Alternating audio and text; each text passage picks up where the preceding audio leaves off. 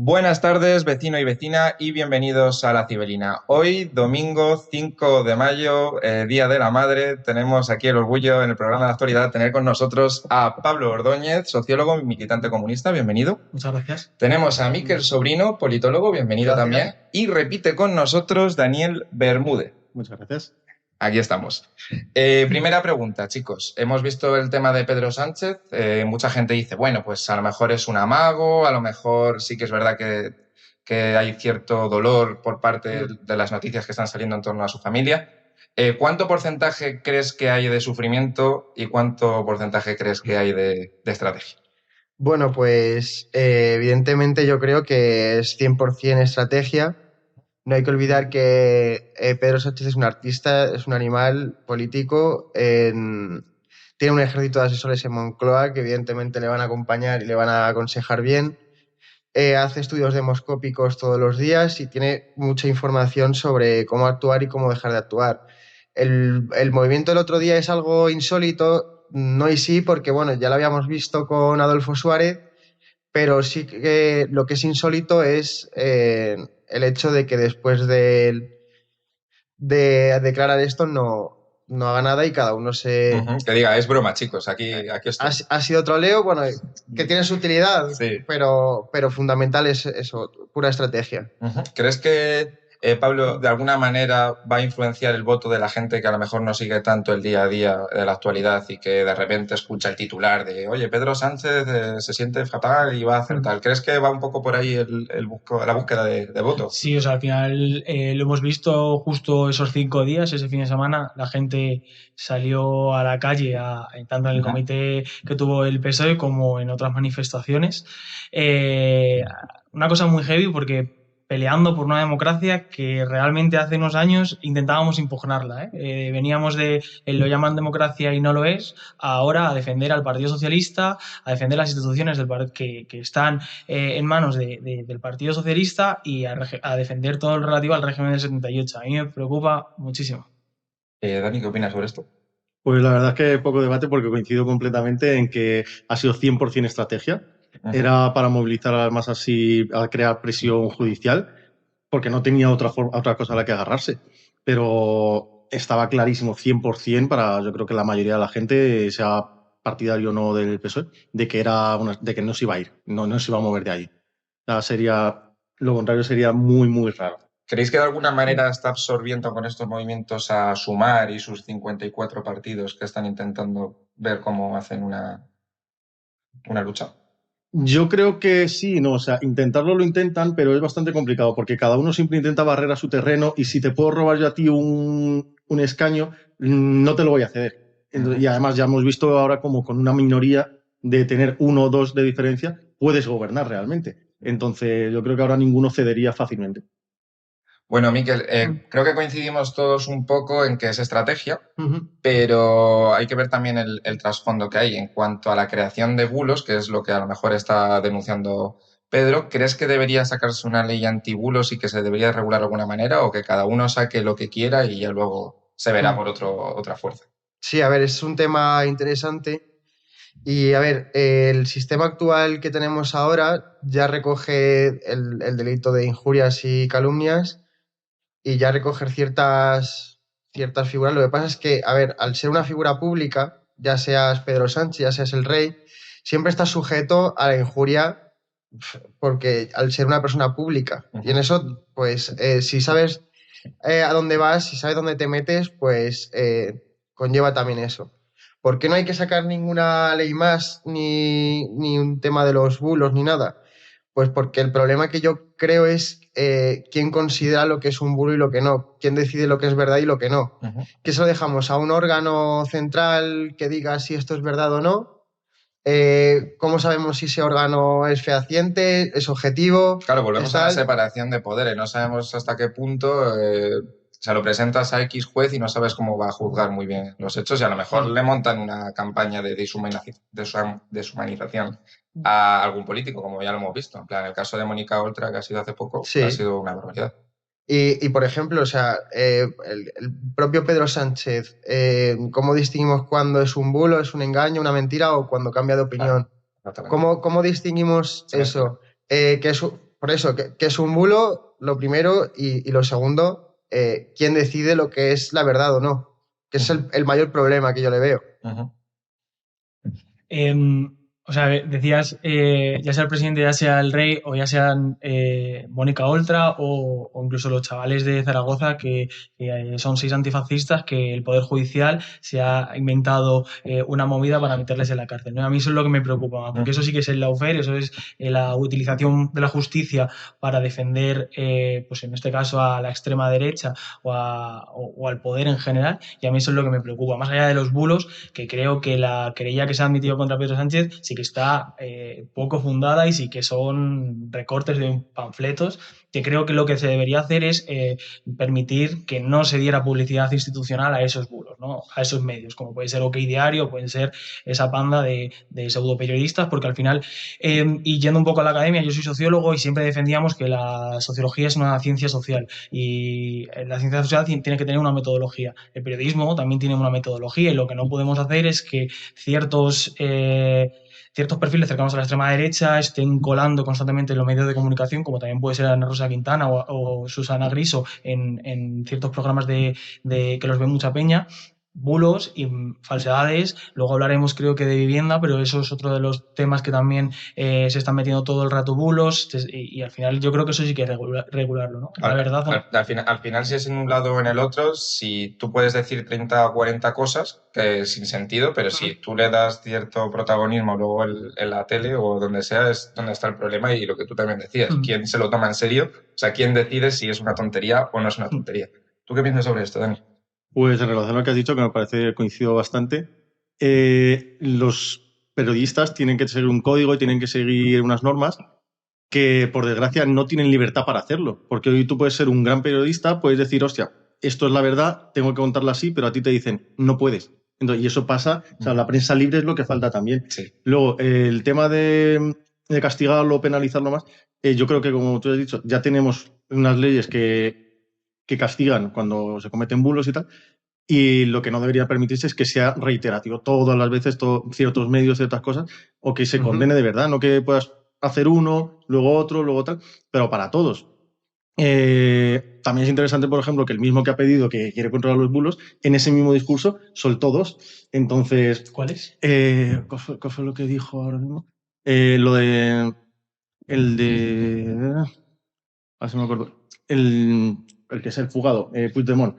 Creo que eso estaba diciendo que ha dicho Puigdemont que era mentira, que no se ha ido en ningún maletero de coche, que eso está... No sé de qué manera lo han investigado, si no es tan firme, no debería tampoco comentarlo. Y el otro, me acordaré luego, porque ahora mismo no me acuerdo Pues era el son principal. bulos. Pero es que al final los políticos son los mismos Vale, que ensucian. ya me he acordado, perdona, ya me he acordado que tienen lo de la mujer de Feijó, lo de Feijó y la mujer de Sánchez, que él dijo que Feijó había dicho que no quería que la mujer de Sánchez trabajase, que tenía que quedarse en casa, básicamente. Y tuve en la entrevista las palabras textuales que dijo Feijó y no fue para nada eso. Él lo que dijo que tenía que trabajar en algo transparente, en algo que no estuviese unido ahí, que dice que él estaba a favor de que trabajase igual que trabaja su mujer, que él no es partidario de que las mujeres se queden en casa si pueden trabajar. Y lo que dijo Sánchez es que Feijó ha dicho literalmente que quiere que las mujeres se queden en casa, que mi mujer no trabaje y se quede. Y entonces, claro, ahí estás mintiendo flagrantemente. No es que te hayas confundido un poquito, no, es que mintió sin ningún reparo. Bueno, eso que dices es una entrevista, pero lo que el recorte fue dentro de la sesión parlamentaria cuando Feijóo dijo directamente que él no permitiría que su mujer trabajase si tiene una influencia pública. Si es influencia pública siendo presidente del gobierno. A mí eso sí que me parece una declaración machista. No, es lo que dijo, que no quería que trabajase en algo relacionado, obviamente, donde te pueden investigar de tú no puedes estar dando dinero a una empresa y tener a tu mujer en esa empresa. Pero bueno, que eso es una anécdota también, que hay un montón de casos así. Ahora, lo de controlar cada medio, cada cosa, ahora tenemos las empresas estas de verificación de información, que tampoco han servido para mucho. Neutral Necesitamos una empresa que verifique la empresa de Neutral ha marcado como bulo algo que luego ha marcado como bulo la información de Neutral. Entonces, si la propia verificadora se marca a sí mismo como que tiene bulos, ahora yo creo que con la rapidez que necesita la gente de información se pierde por el camino la veracidad. Sí, a ver, el periodismo, que los bulos, hay que dejar claro que las mentiras siempre han sido bidireccionales, no aquí todo el mundo ha mentido sobre el otro y el otro ha mentido sobre tal, no es una cuestión de de izquierda a derecha o si yo soy moralmente superior al otro, cosas así. El sentido que tienen los periodistas en una democracia es que hagan una rendición de cuentas, ¿no? De tener un órgano independiente al que haga una fiscalización del poder. Entonces, cuando estos medios, como por ejemplo el Grupo Prisa, está hipersubvencionado y si no estuviera subvencionado, igual no ni siquiera seguiría en pie, el problema de esto es que el medio tampoco va a morder la mano que le da de comer.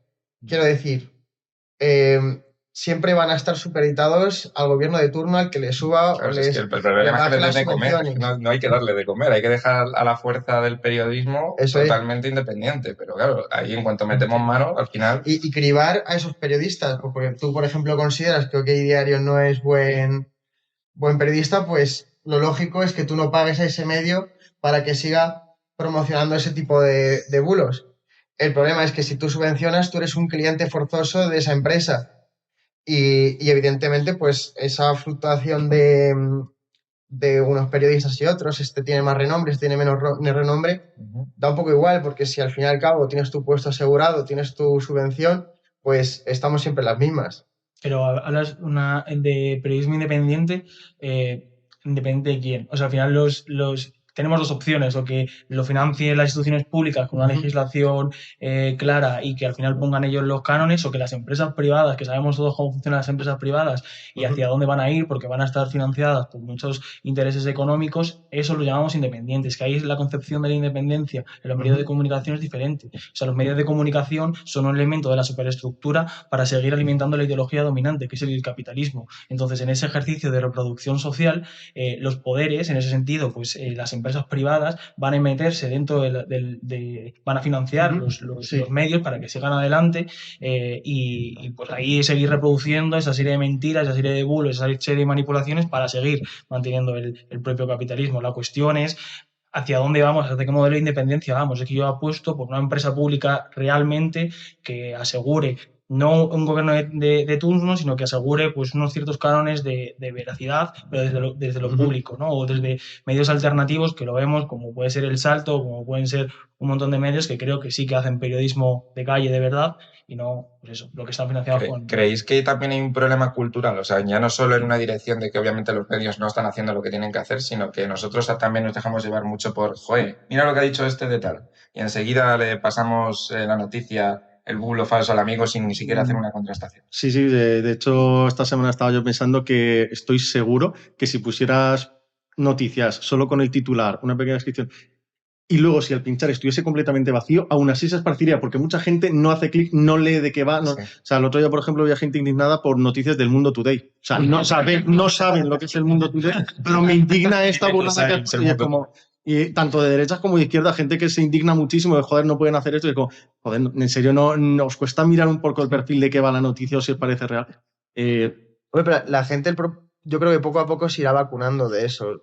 La gente se acostumbrará también a ese tipo de contraste, no siempre, porque lo que pasa es que también yo creo que la gente confiamos mucho, por ejemplo, en los medios tradicionales, confiamos mucho en lo que nos entra a priori y hay veces que no contrastamos. Entonces, si con el tiempo las personas van contrastando ese tipo de cosas, pues yo me alegro. En eso estoy de acuerdo. O sea, antiguamente era lo que decía la tele, es como, oh, lo dice la tele, es verdad. Ahora hemos visto, por ejemplo, en el tema de la guerra en Europa y tal... Te puedes ir a Twitter, te puedes ir a Telegram... Que te informas mejor en YouTube que en la propia tele. Entonces ya la gente está diciendo, hostia, que a lo mejor lo que me están contando es lo que quieren que yo vea. En ese sentido, ¿creéis que, y luego hablaremos también de eso y nos enrollaremos más, pero ¿creéis que el tema este de la ley de medios en torno a YouTube y Telegram, cómo creéis que esto va a afectar la famosa ley de influencers a la hora de ya no tengo ningún sitio seguro donde buscar información, tengo que hacer una criba de todos y tal? ¿La gente va a hacer ese esfuerzo o la gente se va a rendir y va a decir, bueno, pues veo a este que me gusta y ya está? O sea, yo creo que evidentemente la gente pues, va a decir a quien le gusta. Creo que necesitamos un refuerzo positivo de nuestras ideas en alguien que tenga cierta autoridad y en base a eso pues ya difundimos a tope.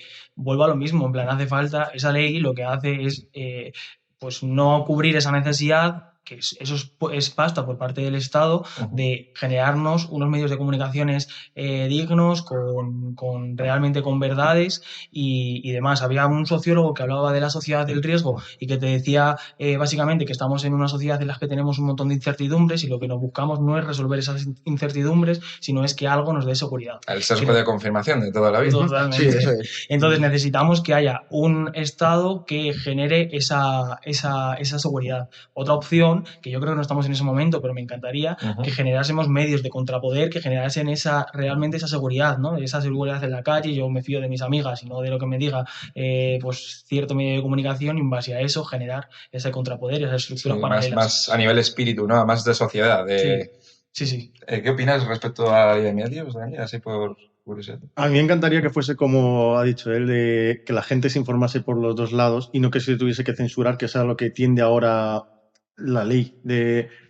Para que tú solo puedas ver la mitad que me interesa, vamos a intentar censurar al extremo. Al contrario, esto ya no va de partidos, porque seguramente si estuviese el contrario en el poder haría exactamente lo mismo. Completamente seguro. Aunque lo critique cuando estoy yo abajo, como me suba, lo hago igual.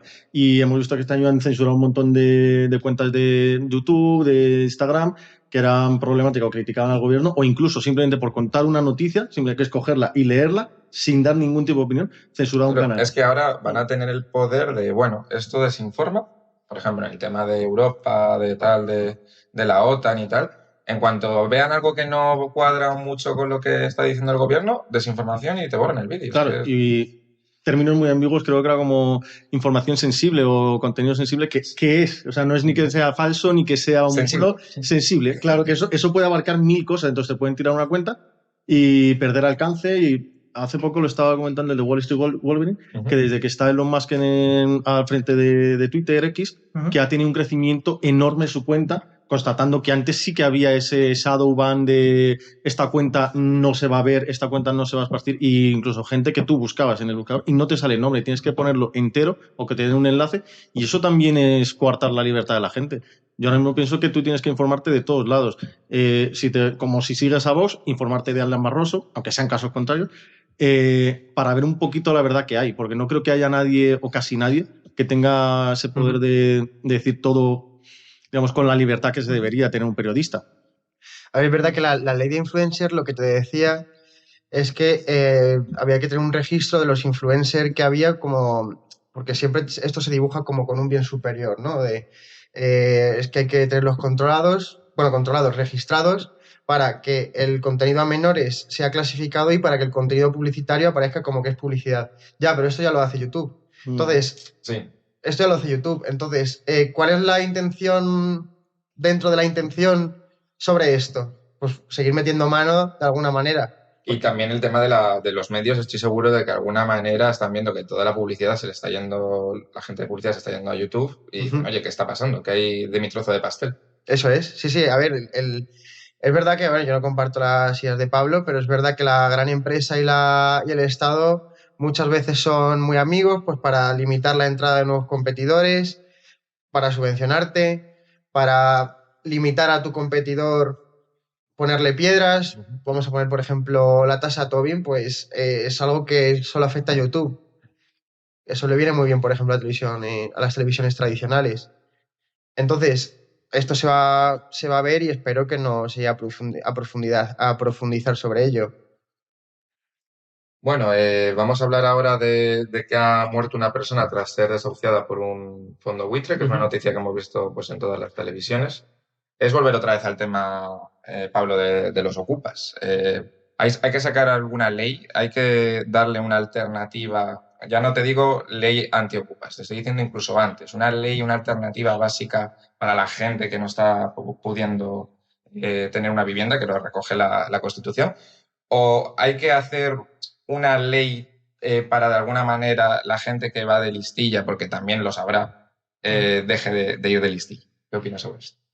Pues, yo creo que el problema de la vivienda en España es que el modelo tanto de los partidos progresistas como de los partidos más reaccionarios es el mismo. Estamos viendo cómo la ley de vivienda que se ha aprobado en el Estado español es insuficiente, Ujú. porque no es que ya permita bajar los precios de los alquileres, sino que permite subirlos un 3% cada año. Es decir, vamos a una tendencia en la que los pisos vamos a ir subiendo más. Pero es que más allá de eso, a mí me gusta bajarlo un poco a lo concreto. Las políticas municipales creo que son la clave, ¿no? Ujú. En Getafe está gobernando Podemos, Más Madrid y el Partido Socialista, los tres, y las políticas públicas en materia de vivienda son insuficientes. En Getafe, cuando hay un desahucio, la alternativa habitacional, si te la dan, son 3 días en un hostal. Y luego ya un Luego a la calle. que- Además, las políticas públicas, no sabemos cuántas viviendas vacías hay en Getafe, que debería ser una de las prioridades de este gobierno o de un gobierno que se hace decir progresista, porque no necesitamos construir más viviendas, porque uno de los programas estrella también del gobierno es el plan ACAR, que es decir, construir un montón de viviendas al lado del polígono, que eso es una transferencia indirecta a las grandes constructoras para que se sigan beneficiando, ¿no? En lugar de sacar todas esas viviendas vacías a la calle, seguimos construyendo. Además, al lado de los polígonos, que eso tiene una implicación de ya no optamos por la reindustrialización de nuestro Madrid Sur, de nuestros polígonos para empleos de calidad, sino que vamos a destruir todos los polígonos industriales. Hay un programa de la MSV que se llama Vivienda Abierta, que lo que trata es de que la gente que tenga esa vivienda vacía lo lleve ahí a un precio asequible para darle cierta seguridad tanto al inquilino como a quien alquila. Ahí en ese programa yo estuve haciendo prácticas en la MSV por la uni, creo que eran 30 viviendas en Getafe. ¿Qué es lo que ocurre? Que no hay interés de fomentar ese programa, porque eso significa pasta. Como que lo dejan a medias, ¿no? Claro, y porque al final lo que se trata es decir, no, es un problema competencial y lo que hacemos es hacer un change.org contra Ayuso, porque esa es como una vía súper fácil y al final la política de vivienda es la misma. ¿Qué hay ocupas? Pues es que es normal, es que si te metes en Idealista, el piso más barato son 750 euros una puta habitación. El salario mínimo en España son 1.080 euros, ¿no? A mí me parece pues que es que la única solución que se nos están dando es la ocupación. Y es que es simplemente eso, porque si no, te quedas con tus padres hasta los 30, 35 años, porque solo no te puedes independizar. Vale, a ver, el diagnóstico que hay a priori no es. O sea, el problema es que la gente quiere concentrarse a vivir en las grandes ciudades y en las zonas que se llaman tensionadas, ¿no? Cuando, por ejemplo, lo vemos en prensa que dicen, no, es que hay no sé cuántas viviendas vacías y hay no sé cuántas personas que las requieren, ¿no? Entonces, claro, cuando tú ves la localización y la distribución de estas viviendas, se dan contra la pared porque, claro, estas viviendas se distribuyen en las zonas no tensionadas. Por ejemplo, Zamora, por ejemplo, Soria y sobre todo el mundo rural. Ese es uno de los principales problemas, que si todo el mundo quiere vivir en Madrid, pues la tendencia es que el precio suba.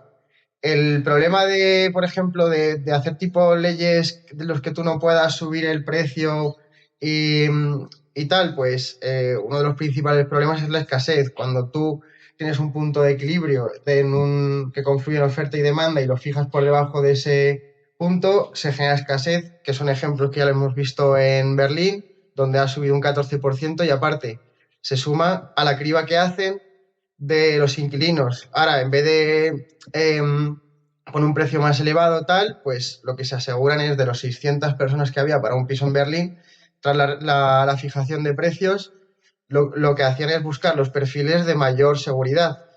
No se le va a alquilar a alguien que trabaja de mozo de almacén igual que si trabaja de ingeniero. Entonces, estamos un poco en la misma si lo único que hemos conseguido es el tema de reducir la oferta. Ahora mismo en Madrid hay una demanda de 270.000 pisos anuales para una oferta de 90.000. No hay soluciones mágicas porque no las hay, porque donde no hay no se puede construir y la única manera que hay es construyendo más hacia las afueras, más hacia el norte o algún tipo de... Claro, pero muchas veces el lado progresista es lo que dice es, efectivamente, como hay esa carencia, los bancos, los grandes fondos buitres, que a lo mejor tienen 20 casas y no los está ocupando nadie, que de alguna manera pudieran sacarlo al mercado con unos precios más competitivos. ¿Tú cómo ves esa idea? Hombre, por supuesto, si lo que estaba diciendo es que aunque haya vivienda vacía es que no da, no da. Y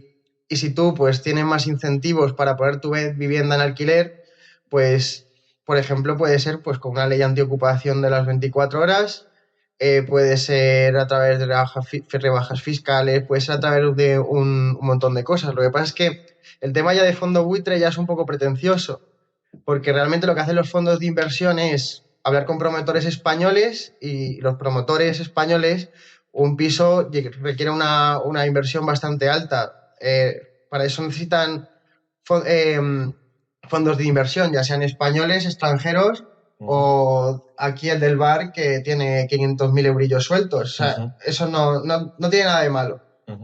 El problema es ese, que esto son soluciones mágicas ni nada. Yo personalmente, por ejemplo, lo estuve hablando con un profesor mío y le propuse, por ejemplo, el tema del teletrabajo, ya que si tú trabajas en tu casa, no tienes por qué trasladarte al centro de Madrid a trabajar y no tienes tanto incentivo a irte a las zonas cada vez más cercas de tal. Sí, que es una manera de desplegarnos todos, ¿no? Descentralizarnos. Claro, que por ejemplo llega alguien de, yo qué sé, pues alguien de Getafe que sea un informático, yo teletrabajo, digo, pues me voy a Valdemoro, me voy a Aranjuez, me voy incluso más lejos porque no tengo la necesidad de venirme a vivir a Getafe o a Leganés porque tengo más cerca el trabajo. Entonces es una manera para destensionar eso. Dani. Un punto clave que tenéis en común que habéis comentado, lo de la MSV que daba a los propietarios seguridad, y por eso lo ponen ahí, que me parece muy importante. Y tú también lo que has dicho de la gente, los propietarios, ahora cuando alquilan, que te piden, y esto lo he visto yo, de 6 meses de adelanto, que es una burrada. Es como, no, yo lo alquilo a un precio razonable, pero con 6 meses de... pulmón y así, eso. Claro, entonces, eso yo creo que es algo en lo que tendría que centrarse también legislativamente, de dar seguridad a la gente, que no pueda pasar eso de que te ocupen la casa, que muchas veces es más miedo de lo que realmente ocurre, pero claro, por ese miedo todo sube.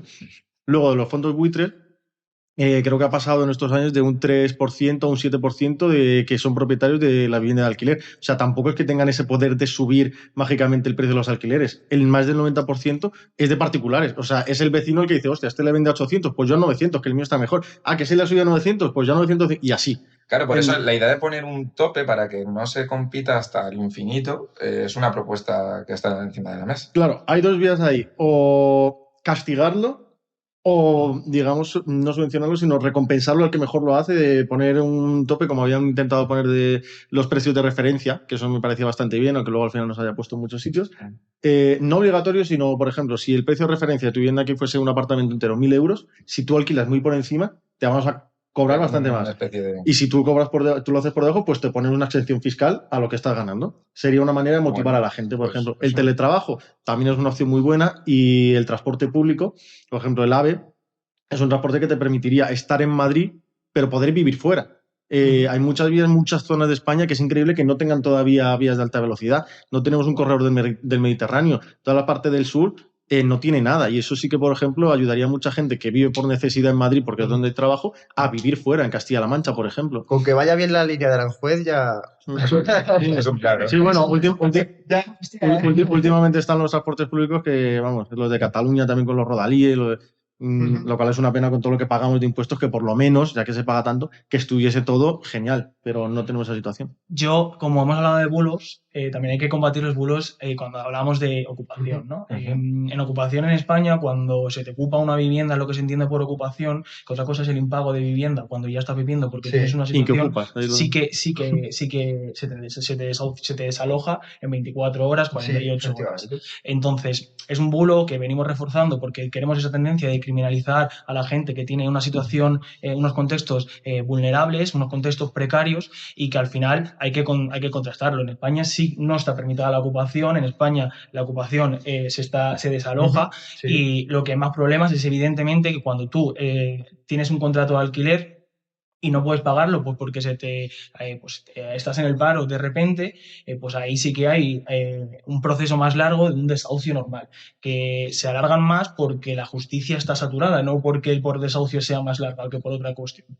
Después, hay otra cuestión fundamental que es cómo entendemos la vivienda. Claro, estamos entendiéndola como un objeto para especular, para sacar beneficios. O sea, yo estoy convencido de que lo que tenemos que hacer es sacar beneficio de nuestro trabajo, de nuestras manos. El teletrabajo, ¿quién puede trabajar? O sea, al final son las personas más precarias que tienen una situación de precariedad más fuerte, las que no pueden trabajar. Las limpiadoras pueden trabajar, los que trabajan de camareros Un pueden policía trabajar. no puede, evidentemente. Entonces, Sí. estamos hablando de unos puestos de trabajo que en España son muy pocos. Al final venimos de un sistema en el que nos bastamos en el turismo y en la hostelería, y entonces decir este tipo de discursos, no sé si son un poco pues, tramposos, porque realmente la masa de las trabajadoras y los trabajadores no podemos teletrabajar, porque tenemos curros que no nos lo permiten por nuestro A ver, sistema poner un productivo. montadito Hombre, desde casa, complicado. Sí, que evidentemente. no tendría mucho impacto. Es como. Bueno, perdón. Gracias a ellos hay tipos de trabajos que se van a automatizar y que probablemente se vayan a hacer en el futuro con teletrabajo, pero teleoperadores, administrativos, todo atención al cliente y todo este tipo de empleos, en vez de estar masificados en el centro, pues nos los podríamos llevar más. Evidentemente el que es policía pues no puede teletrabajar, aunque en el futuro ya estén sacando un robot que sea policía. Y, Pero en el futuro, o sea, el problema de vivienda es un problema actual. O sea, no, no ya, podemos ya, decir que se pero automaticen tareas y que sí, que curros tiene su cuando... limitación el tema del teletrabajo, a que eso, por ejemplo, un bombero pues tiene que estar en su lugar de trabajo. Pero evidentemente pues ya es un tema ya de discusión de que tú planteas un sistema marxista y sobre que te parece mala la especulación. No es marxista ni mucho menos, es decir, que se garantice el 47 de la Constitución, que es una vivienda digna para No, todas. pero Parque público de vivienda para todas las personas. Ya está. claro, pero Sencillo. el artículo 47 de la Constitución dice que el Estado tiene que garantizar la vivienda para todas las personas, pero no que la tenga que producir. O sea, te dicen, te tiene que garantizar esto, pero no quiere decir que por ello te tenga que producir. Y lo que quiere decir es que el Estado tiene que dar las condiciones necesarias para que las personas puedan tener una vivienda. Con Pero salarios de eso no, 1080. eso no quiere decir que el Estado tenga que sacar un parque público de vivienda, porque lo diga la Constitución. Claro, eso lo tiene que hacer desde las políticas públicas, subir los salarios, Pero eso no lo dice la revalorizar los Constitución. salarios. Bueno, pero son políticas públicas para Claro, garantizar el acceso a la bueno, vivienda. Lo sí, que no es garantizar el tú lo acceso a la defiendes. vivienda es que una habitación, 750 euros, con un salario de 1080 o un poco más, si son los salarios medios, ¿cómo vives? O sea, eso no lo está garantizando los Es poderes cierto que lo públicos. que has dicho que ahora mismo lo del teletrabajo a lo mejor no sería un impacto muy grande. Yo creo que es más tendencia a futuro, de verdad. En Estados Unidos, por ejemplo, también tenía su contraparte, que es que me he acordado ahora, de que ya hay cadenas de supermercados y de todo, que el que te atiende, o incluso en restaurantes, el que es solo el que atiende, no sirve a mesa, sino el que te da mesa.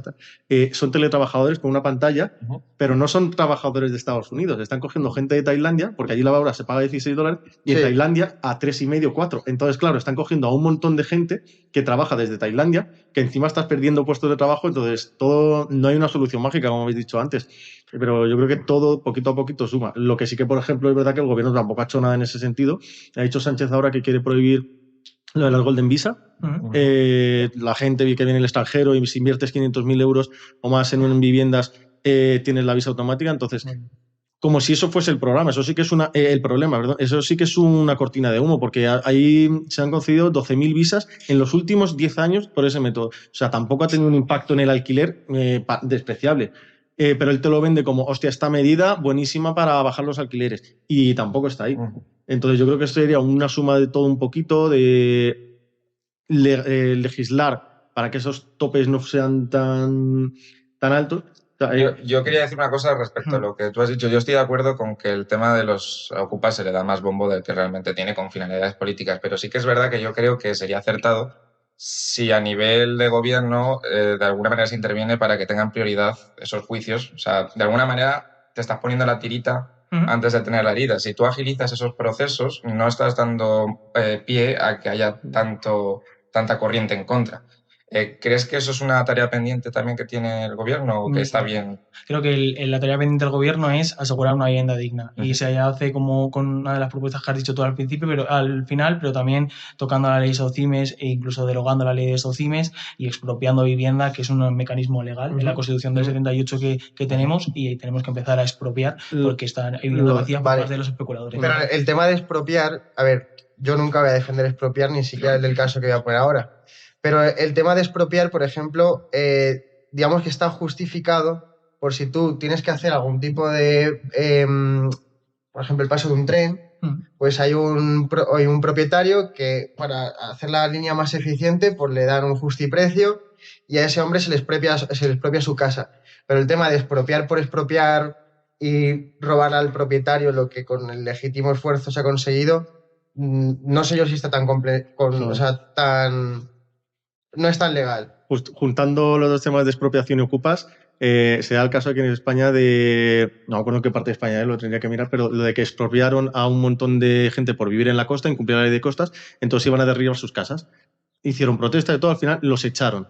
Y cuando iban a derribarlos, se metieron ocupas. Entonces se ha paralizado todo el derribo y toda la que habían montado porque ahora viven ocupas. Entonces ellos sí que tienen más garantías de que no los pueden echar, no los pueden derribar las casas. Y es como, en serio, o sea, estás protegiendo más al que no ha generado eso que al propietario que se lo ha currado, Eso que lo ha es pagado. simplemente mentira. O sea, lo que ha sucedido probablemente es que haya habido ese proceso que tú has dicho, ha habido personas que han decidido pues estar en esa casa, han estado más de 48 horas en esa casa con facturas, con lo que sea, y entonces lo que hay es un juicio por desahucio. No es que se haya paralizado nada, es simplemente No, sí, que sí, hay otro es. proceso judicial y que se tiene que hacer, pero que esas personas probablemente, si no tienen una situación justificada o a un montón de cosas... Claro, pero si tú te vayan a metes con desahuciar. hijos, familias que puedan tener necesidades de verdad, otros que no tanto, pero tú dejas un parque de viviendas vacías, se meten todos ahí, ya es otro proceso distinto. Como tú dices, ya los otros los hemos echado, ahora toca con esto y a los otros sí que los echa la policía más rápido que si son los ocupas que... Es que es mentira, no se echa más rápido, es el mismo proceso judicial.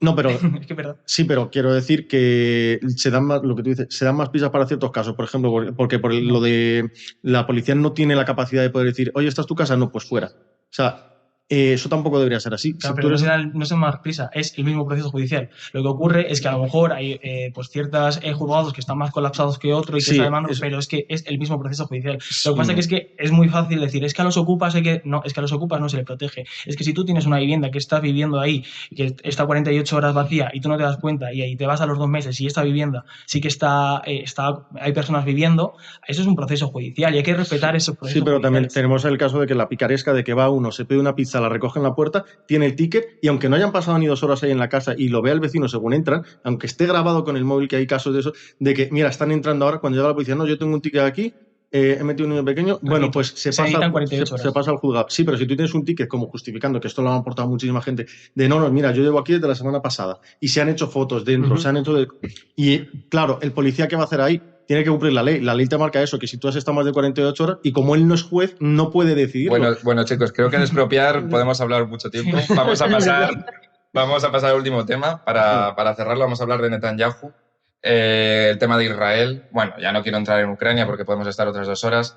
Pero la pregunta es clara. ¿Creéis que Israel, debido a que tiene el paraguas de Estados Unidos, cuando acabe toda la movida, va a ser juzgado de manera justa, de manera independiente, o va a ser eximido de todo lo que ha hecho? Por ejemplo, Mick.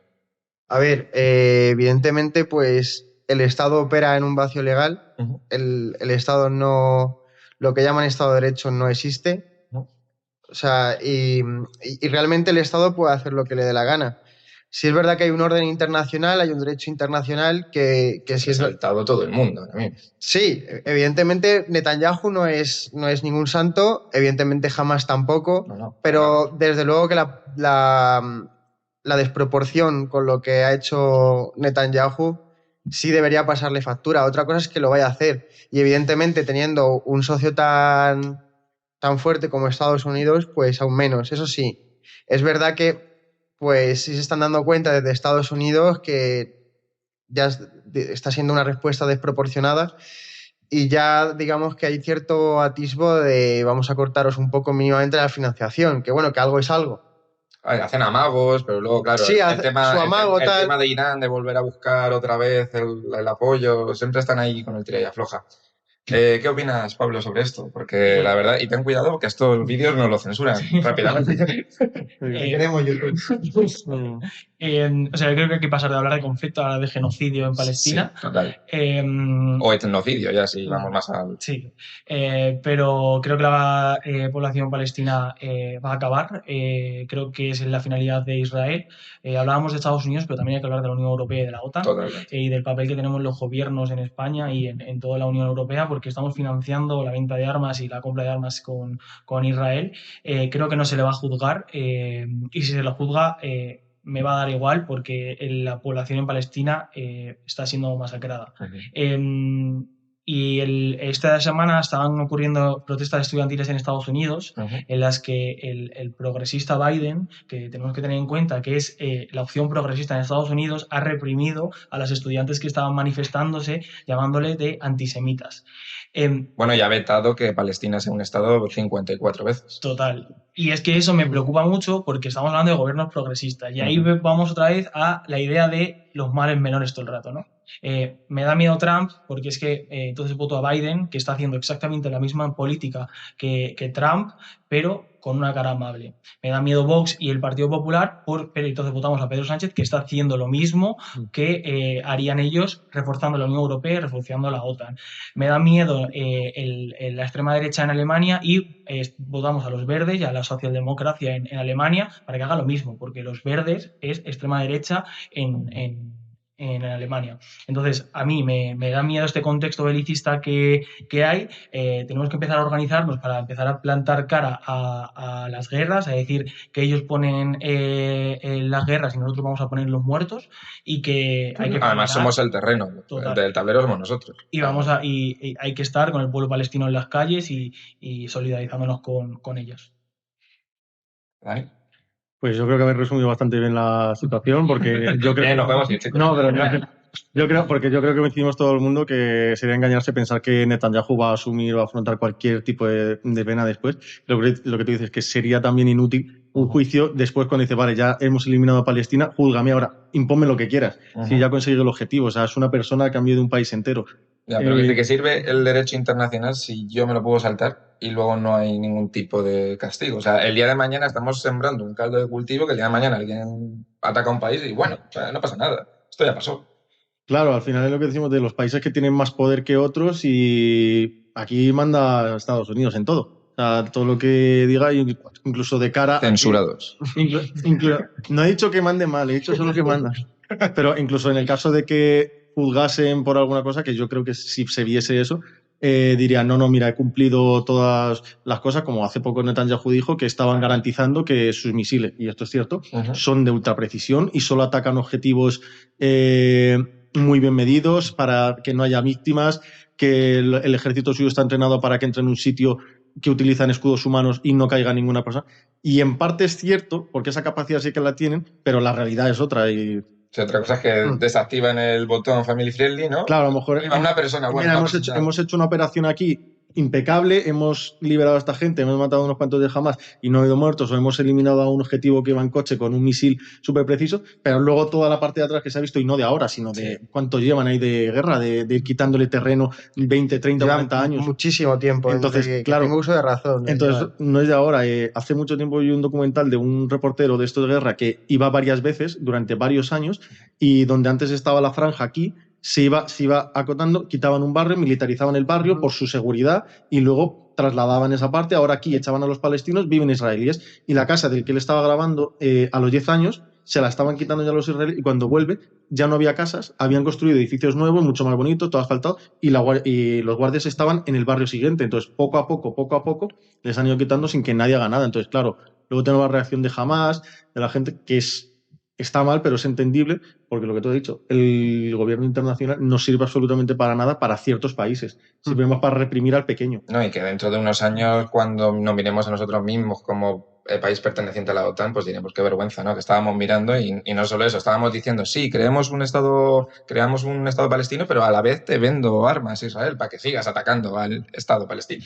Y lo más preocupante es que el próximo 9 de junio hay elecciones europeas y ninguna organización política tiene en su programa la salida de la OTAN ni la salida de la Unión Europea, porque es parte fundamental del conflicto en Israel y del genocidio que estamos viendo en Palestina. Entonces, última pregunta rápida. Ahora que lo dices, ¿a favor de un hipotético Brexit español?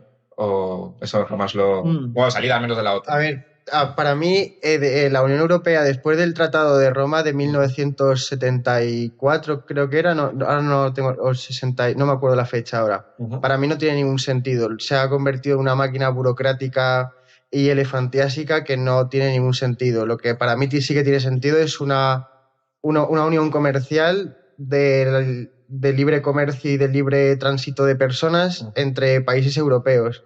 Luego, después de que cada vez España a ver, que la Unión Europea está a medias de ser un Estado y un acuerdo internacional, pero que cada vez España tenga que poner sus competencias en un órgano más centralizado y más lejano, en vez de hacer justo lo contrario, de poner más competencias en los municipios, en los individuos, pues a mí me molesta bastante. En eso estamos, yo creo que de acuerdo todos. Yo no sé la verdad que diga, pero Sí, sí, salía de la Unión Europea y salía de la OTAN, no desde una perspectiva neoliberal ni reaccionaria, sino una perspectiva de solidaridad entre los pueblos, de construir comunidad y empezar a generar valor pues para generar otras alternativas, pero salía de la Unión Europea seguro. Pues Dani, termina esto. Pues Por favor, uno de los candidatos del 9J que sí que ha hablado de este tema, que es Alvise Pérez, él lo que él decía es reformular la relación que tenemos con Europa, o sea, no ser tan dependientes de, vale, yo opino esto, estas son mis creencias, y ya para todos los países, ¿vale? Pero si Europa dice esto, hay que cumplirlo. Debería basarse simplemente en la cooperación de seguridad, libertad de movimiento y comercio, y ya está. El resto luego ya que cada país se organice con sus cosas, siempre que no atente a los derechos de los demás, pero no estar ahí, lo que tú dices, de que nos gobiernen en muchos sentidos desde afuera. Pues no hay tiempo para más, chicos. Espero que contar con vosotros otro día. Ha sido un placer. Y vamos a pasar al programa de farmacia. Muchas gracias. Muchas gracias.